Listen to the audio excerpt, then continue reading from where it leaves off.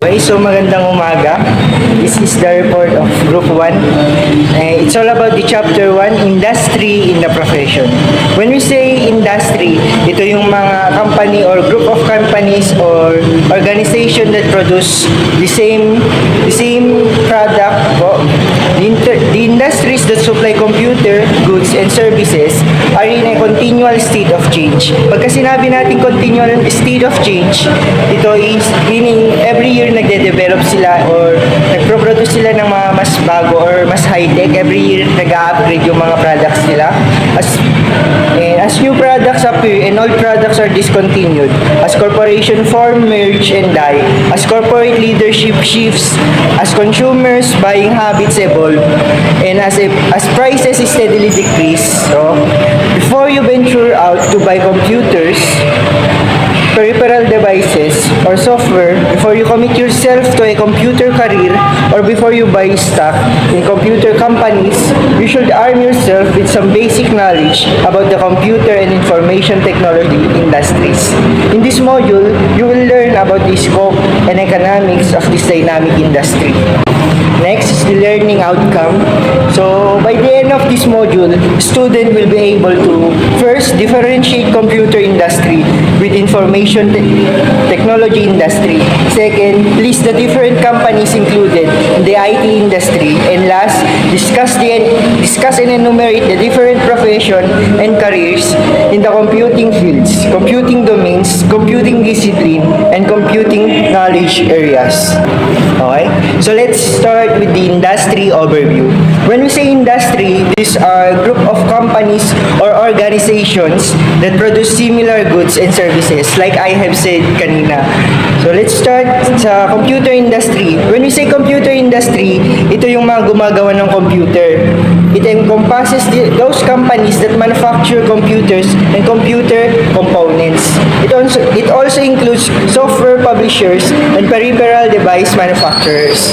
Samantalang when we say information technology industry or IT industry, it refers to the companies that develop, produce, sell, or support computers, software, and computer-related products. It includes companies in the computer industry, software publishers, communication service vendors, information services, and service companies. Kumbaga, nagde-develop lang sila. Hindi sila yung direct na gumagawa ng mga computers. They only develop, produce, sell, or support the computers na ginagawa ng mga computer industry. Kumbaga yun. Okay? So, the terms computer industry and IT industry are sometimes used interchangeably. Kumbaga is, when we say interchangeably is, napagpapalit man sila pero parehas pa rin yung, parang may pagkakatulad pa rin yung meaning nila.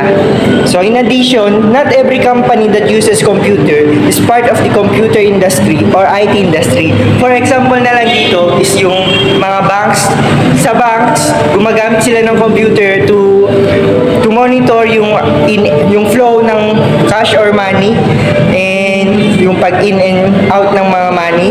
Although gumagamit sila ng computer to monitor it, hindi pa rin sila part ng IT or computer industry dahil nga part yun ng banking industry. Kahit gumagamit sila ng computer, hindi masasabing part sila. Mas kino-consider silang banking industry more than IT industry or computer industry. Next example is yung clothing store. When we say sa clothing store is gumagamit din sila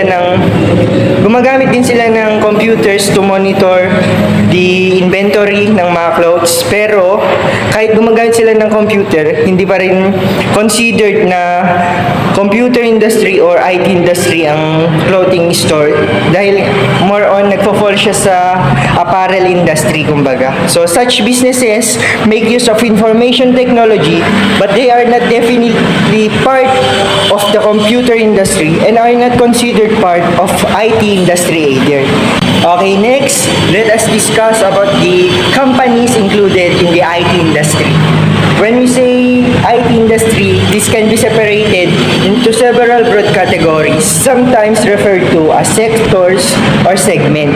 So, including equipment manufacturers, chip makers, software publishers, service companies, and retailers. Ito yung mga companies na nai-include na sa IT industry. First, we have the equipment manufacturer. When we say equipment manufacturer, they are the ones who design and manufacture computer, hardware, and communication products such as personal computers, yung mga mainframe computers, mga mouse monitors, and etc. So, example ng mga company is yung na nagmamanufacturer is yung IBM, Hewlett Packard, network hardware companies such as Cisco and its subsidiary Linksys are also examples of equipment manufacturers. Next, we have the chip makers. When we say chip makers, ito naman yung mga nagde-design and manufacture computer chips and circuit boards, including microprocessors, RAM, system boards, sound cards, and graphic cards. So, yung mga example ng mga chip makers na company is yung Texas Instrument and AMD. When we say chip makers, parang ito yung mga nasa loob ng computer. Hindi yung mga part ng computer lang, kundi yung parang nandun sa processor ng computer. Yung mga chips, gano'n. Kaya chip maker. Next, we have the software publisher. When we say software publisher, ito yung mga nagcreate ng computer software including applications, operating system, and programming languages. Ang mga example nito is yung mga sikat na company like Microsoft, Adobe System, Electronic Arts, and Computer Associations. Next, we have the service companies. When we say service companies, sila yung nagpro-provide ng computer-related services, including business consulting, website design, web hosting, internet connections, and etc. So, yung mga classic examples of services companies or service companies is yung mga AOL, ganun, computer consulting giants.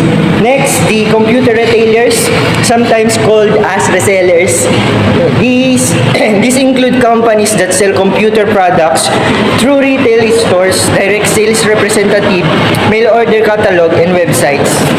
So, it was well-known computer resellers include CompUSA, which operates retail stores and mail order retailers, PC, Connection, and CDW. So, although some companies fit neatly into one of the above categories, other companies operate in two or more areas. Example na lang dito is itong Dell manufacturers. So, although hardware, yung re-resell sila ng hardware directly to individuals and businesses, is gumagawa din sila ng hardware. Ayan. Next is the Sun Microsystem. So, Sun Microsystem is known for its Sun servers and workstation, but also develops and sells software such as operating system and the Java programming language. So, the IT industry also encompasses large conglomerates.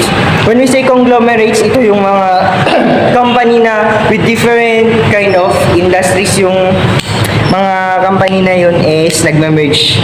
Example na lang dito is yung Japanese-owned Hitachi. So, nagpo-produce sila ng wide variety of electronic devices, pero isa rin sila sa world's largest chip makers.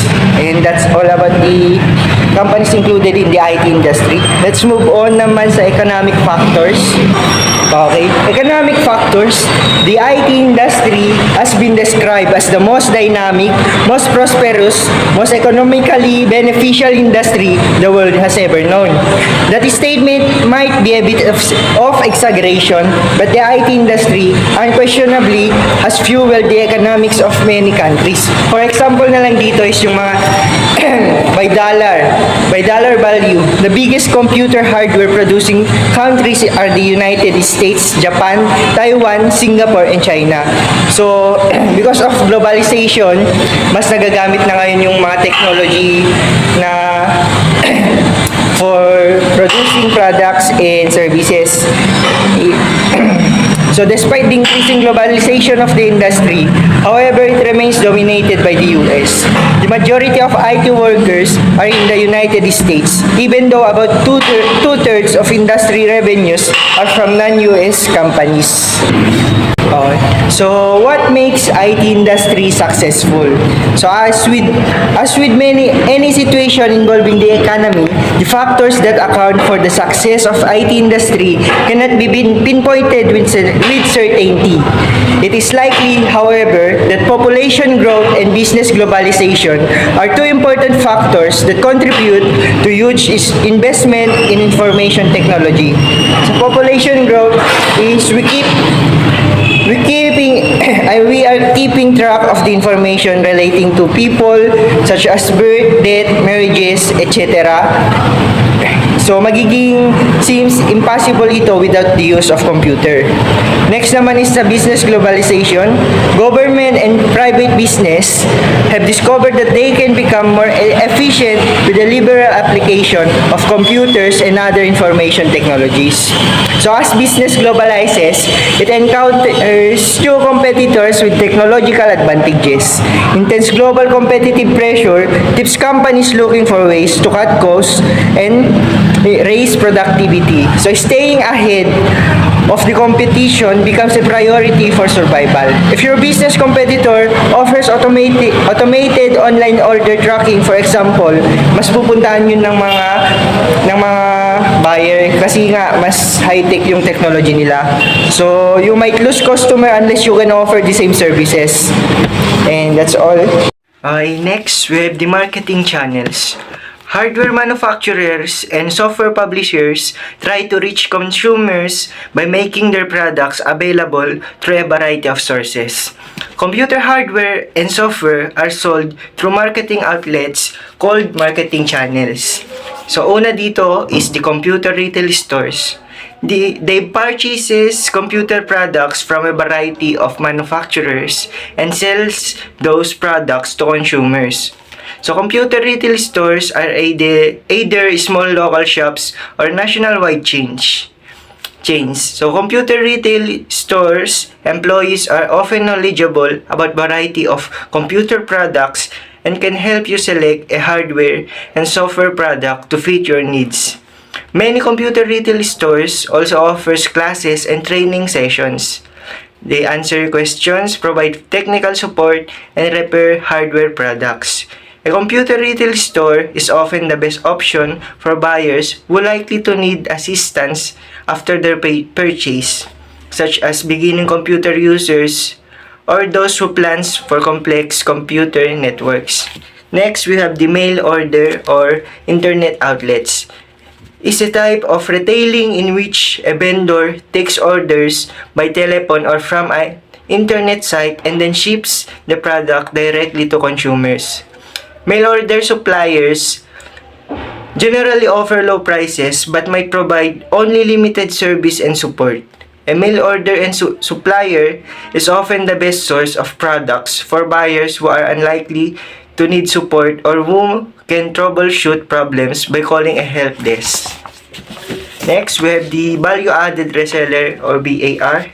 Combines commercially available products with specialty hardware or software to create a computer system designed to meet the needs of a specific industry. So although VARs charge for their expertise, they are often the only source for specialized computer systems. For example, if you own a video rental store and want to automate the rental process, the best type of vendor might be a VAR that offers a complete hardware and software package tailored to the video rental business. Otherwise, you must piece together the computer, scanner, printer, and software components yourself. So VARs are often the most expensive channel for hardware and software, but their expertise can be crucial to ensure that the hardware and software work correctly in a specific environment. Next naman is the manufacturers direct. Refers to hardware manufacturers that sell their products directly to consumers without a middleman, such as a retail store. So IBM has a long tradition of direct sales, and that model has been emulated by several hardware manufacturers and some software publishers. A company's sales force, where large volume sales can cover the sales representatives' costs and commissions. Next, we have the industry regulation. So some aspects of the IT industry are regulated by government agencies, but many aspects are self-regulated. The IT industry encompasses many activities. However, and consequently, it is subject to regulation from a variety of broad-based government agencies.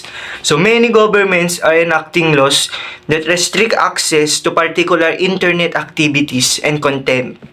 So in many countries, export restrictions affect the type of technology that can be sold to foreign governments and individuals. For example, before being exported from the US, software and hardware products that contain certain encryption algorithms must be registered with the US government. Additional government regulations that pertain to law enforcement, national security, e-commerce, and taxation can also affect the way the IT industry conducts its business and how it engineers products. So most IT industry leaders oppose further regulation of their industry. They remain skeptical of government regulation that might limit their ability to explore new technologies and offer them to the public. To avoid further government intervention, the IT industry has taken steps toward self-regulation. So several organizations provide a forum for the IT industry to examine issues, express views, work out self-governing policies, and set standards. The Information Technology Industry Council has been one of the major trade associations for computer manufacturers, telecommunication suppliers, business equipment dealers, software publishers, and IT service providers. As part of its mission, its organization provides a powerful lobbying group which works with lawmakers to minimize legislation that might curtail technology innovation and use. Next, the Software and Information Industry Association, formerly known as the Software Publisher Association, has 600 member companies and organizations. This organization focuses on protecting the intellectual property of members and lobbying for a legal and regulatory environment. Benefits the entire industry. Its anti-piracy program is instrumental in identifying and prosecuting software and internet piracy cases. Organizations such as IEEE Standards Association help the IT industry standardize technology such as microprocess architecture and network protocols, as well as programming languages and multimedia components. So good day everyone. My name is Angeline Pasco Babaran and I will be discussing the profession and careers in the computing fields. So, computer professionals are ang sinumang tao na pangunahing trabaho ay may kinalaman sa pagdidisenyo, pagko-configure, pagsusuri, pagdevelop, pagbabago, pagtesting o seguridad ng computer hardware or software.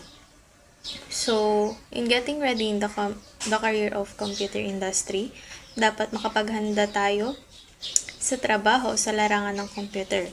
Kailangan mo munang piliin ng specialization na gusto mo at pagkatapos ay mag-aral ka sa larangang yon. So, mga paraan para makapaghanda. So, the first one is trade school, technical or vocational school. Ito ang pinakamaikling kurso tungkol sa pagko-computer tulad ng computer programming or computer technicians.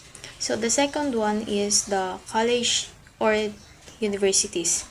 So, mas mataas na antas ng pag-aaral tulad ng BS Information, BS Technology, BS Computer Science, or BS in Computer Engineering. So, meron tayong 6 na pangunahing larangan sa computer department or the IT department, which is, the first one is the management. So, sila ang namumuno at nangangasiwa sa pagpaplano, pagre-research, pagde-develop, pag-evaluate, at pag-integrate ng teknolohiya sa kumpanya. So, mga example rito ay ang IT manager, project manager, chief information officer. So, the second one is the system development and programming. So, sila naman ang responsible sa pag-analyze, pagde-design, pagde-develop also, at pagpapatupad ng bagong software or pagpapabuti ng kasalukuyang sistema. So, ang example rito ay ang software developer, web developer, and the mobile app developer. So, the third one is the technical services. Sila naman ang sumusulit nag-integrate ng bagong teknolohiya, nangangasiwa ng data resources, at sumusuporta sa centralized computer systems at servers.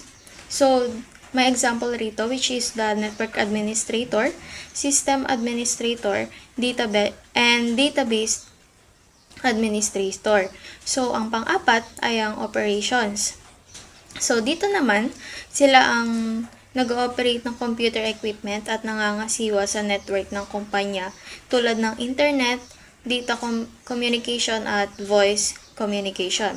So, example here are the network technician, IT support specialist, and also help desk technicians.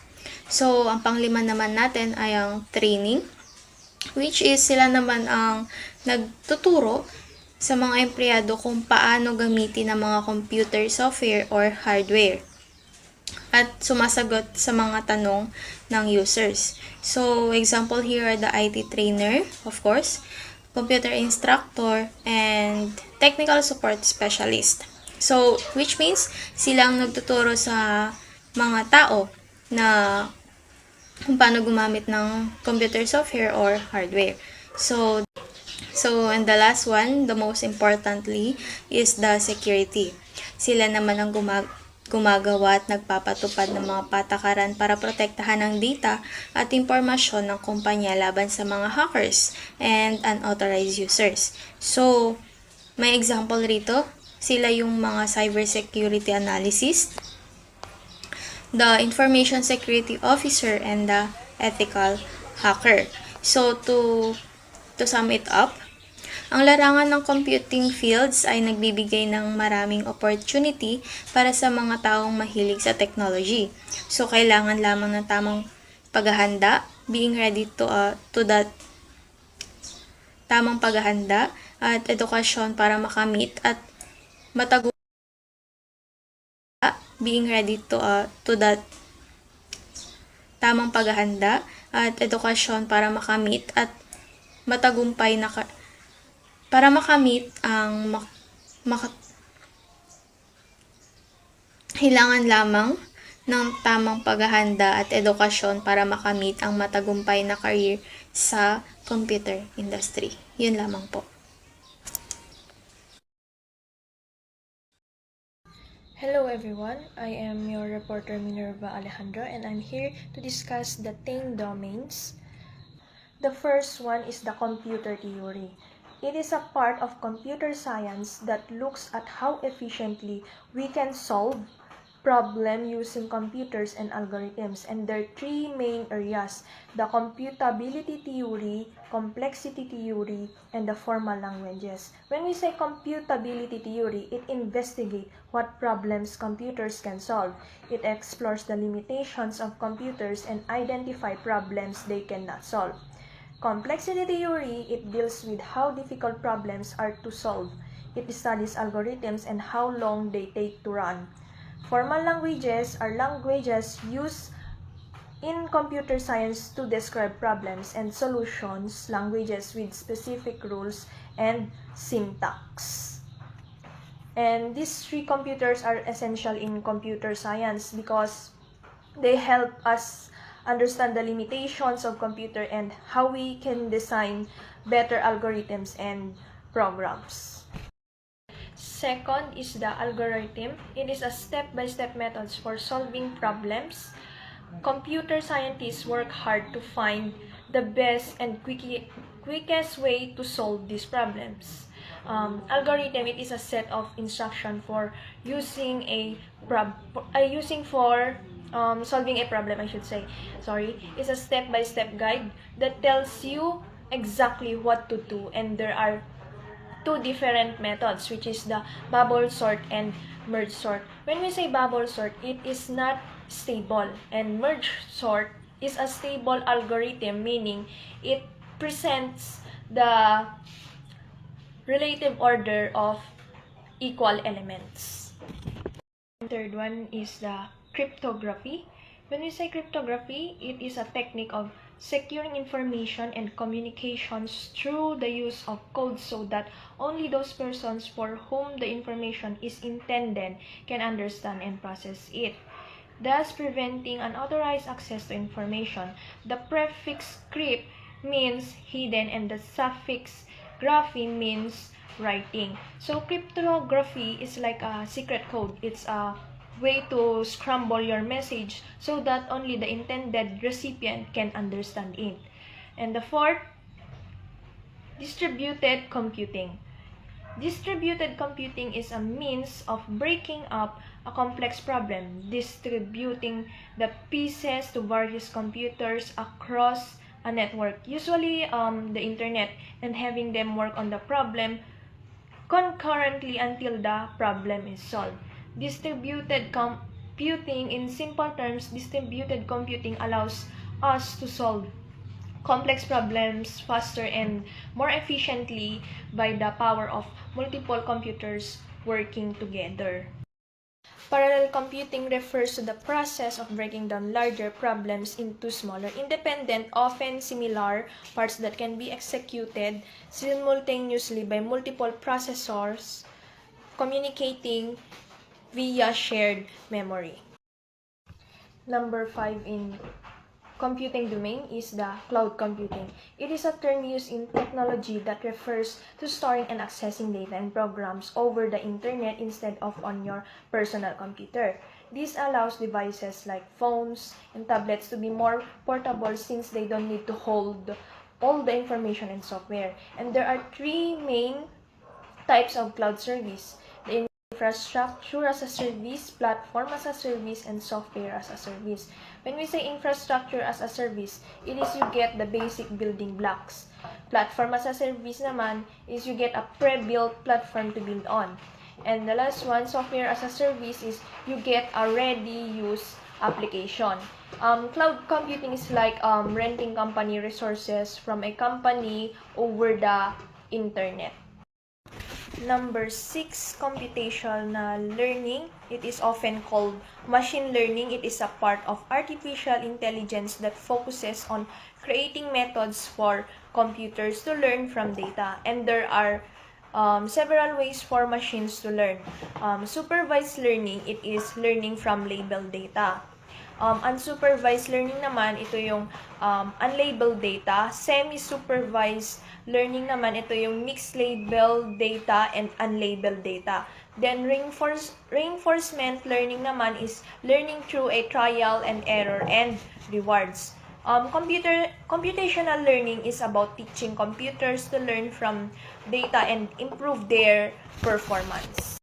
Number 7, the computer vision. It is a field of computer science that focuses on enabling computers to identify and understand objects and people in images and videos. Like other types of AI, computer vision seeks to perform an automatic task that replicate human capabilities. So, computer vision, in simple term, is like giving computers the ability to see and understand the world around them just like humans. Number 8, the big data, refers to extremely large and diverse collections of structured, unstructured, semi-structured data that continues to grow exponentially over time. Big data is about managing and analyzing huge amounts of data to find patterns, insight, and information. Number 9, it is the neural networks. Neural networks are a type of artificial intelligence that mimic how human brains work to process information and produce results. They rely on machine learning to function effectively. So, neural networks allows computers to learn from data and perform elaborate tasks like recognizing patterns and making predictions. And lastly, number 10, tractable problems. Tractable problems can be solved efficiently using algorithms with polynomial time complexity. Intractable problems lack efficient algorithms and often require exponential time to solve.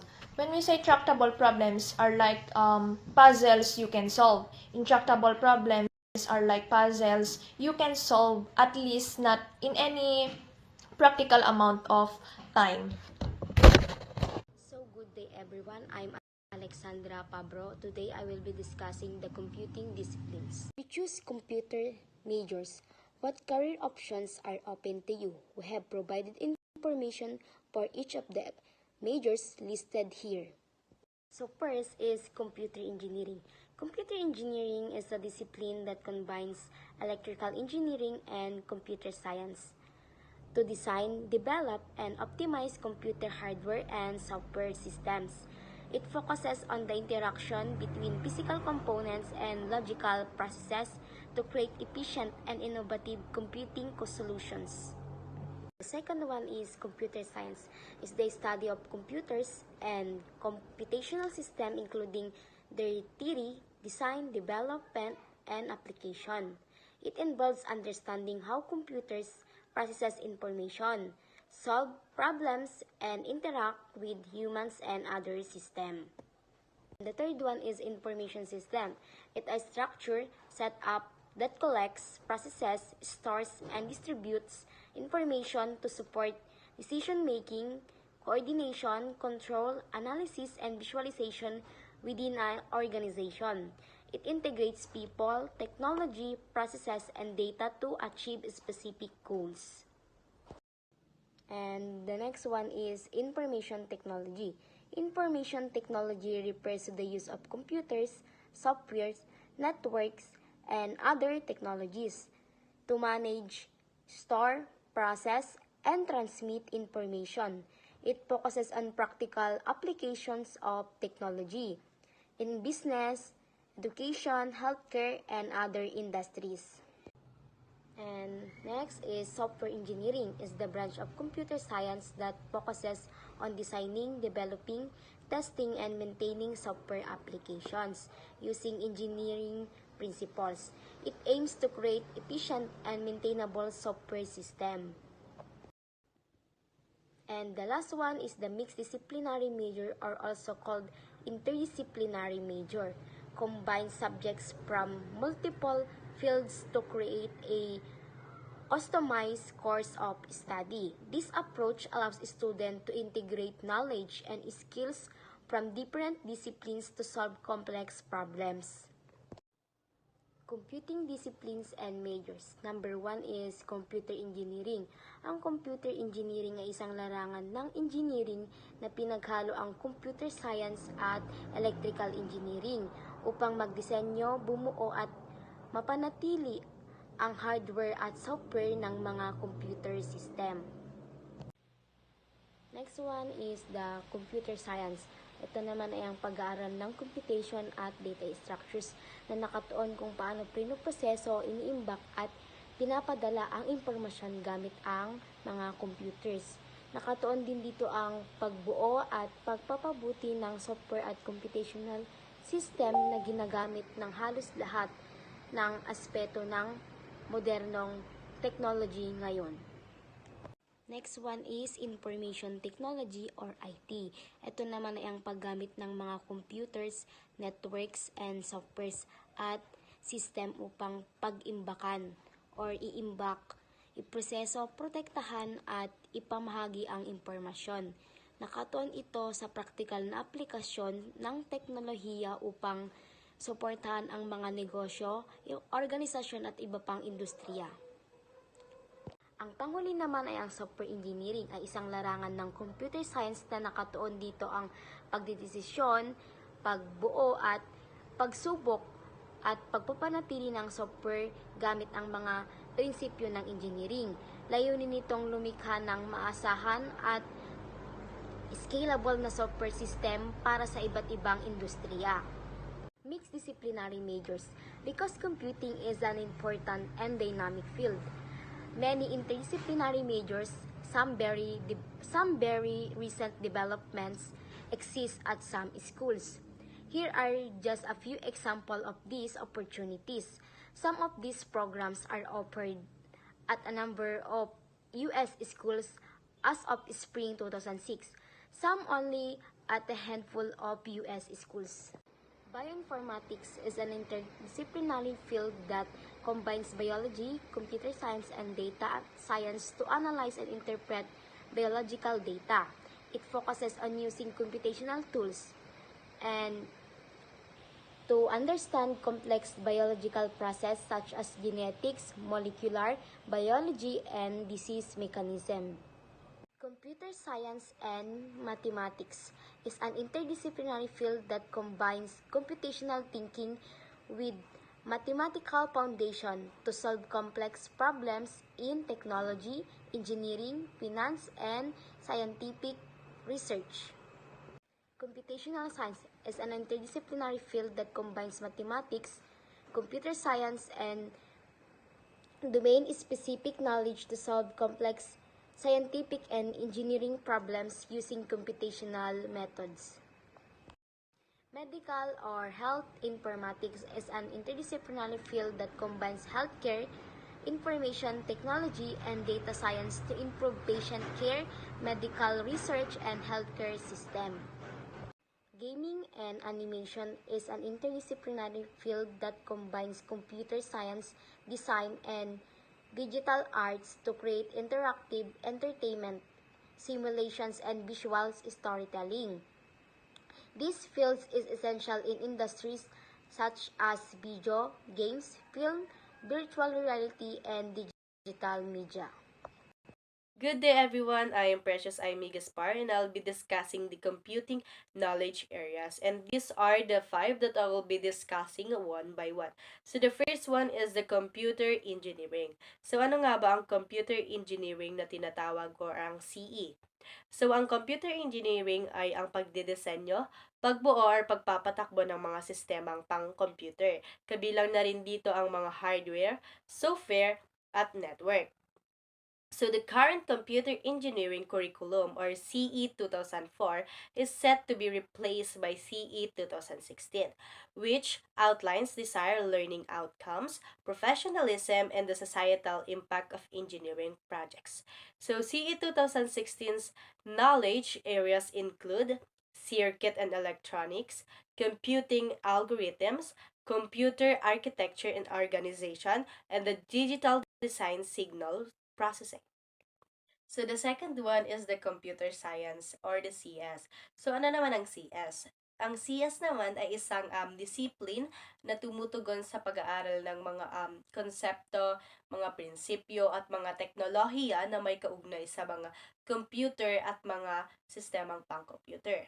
So the CS 2013 Computer Science curriculum features diverse university course exemplars, the promoting diverse field work, and recognizing the graduates' potential in diverse fields, just like mathematics, electrical engineering, psychology, and statistics.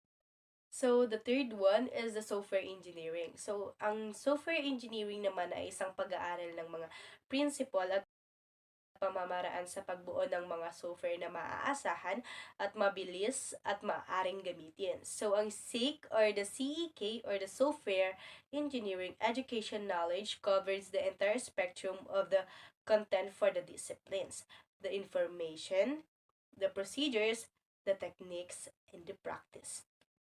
So, the CS 2013 introduces 6 new knowledge areas in computer sciences. So the first one is the information assurance and security. The second one is the networking and communication. The third one is the platform-based development. The fourth one is the parallel distributed computing. The fifth one is the software development fundamentals. And the last one is the system fundamentals. These additions reflect the field's growing complexity. So the fourth one is the information technology. Ang information technology ang pag-aaral ng mga teknolohiya na may kaugnay sa paggamit ng mga computer at mga network upang magproseso, mag-ugnay at magpalitan ng mga information. Information technology is the new edition of IT curriculum to be published in 2017. It focuses on integrating technologies and developing desired competencies. It required a skilled set, user advocacy, information assurance, problem solving, and adaptability. And these are the 10 knowledge areas that make up CI, the computing essentials, the mathematical and engineering fundamentals, the professional practice, the software modeling and analysis, requirements analysis, the specification, the software design, and the software verification and validation, the software process, and the last one is the software quality and security. And the last one is the information system. Ang information system naman ay isang mahalagang sistemang ginagamit upang makatulong sa mga organization at mga tao para makamit ang mga kanilang mga layunin sa pamamagitan ng paggamit ng mga information. So, IS 2010 provides guidance on core curriculum. It specifies learning outcomes, improving organizational process, exploiting technology innovations, understanding information requirements, and prepares students for information system professions.